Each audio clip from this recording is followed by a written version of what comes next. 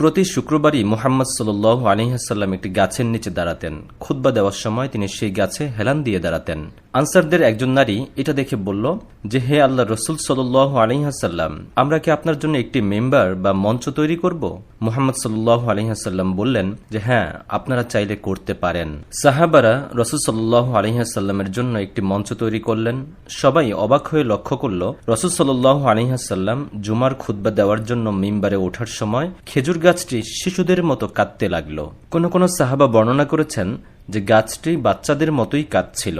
রাসূল সাল্লাল্লাহু আলাইহি ওয়াসাল্লাম তখন মিম্বার থেকে নেমে গাছটির কাছে গেলেন। গাছটিকে তিনি এমনভাবে সান্ত্বনা দিতে লাগলেন যেন সেটি একটি শিশু। রাসূল সাল্লাল্লাহু আলাইহি ওয়াসাল্লাম গাছটিকে সান্ত্বনা দিচ্ছেন আর সাহাবারা তাকিয়ে তাকিয়ে দেখছেন। মুহাম্মদ সাল্লাল্লাহু আলাইহি ওয়াসাল্লাম বললেন যে গাছটি কাদার কারণ হলো এটি আল্লাহর জিকিরের কথা স্মরণ করছে।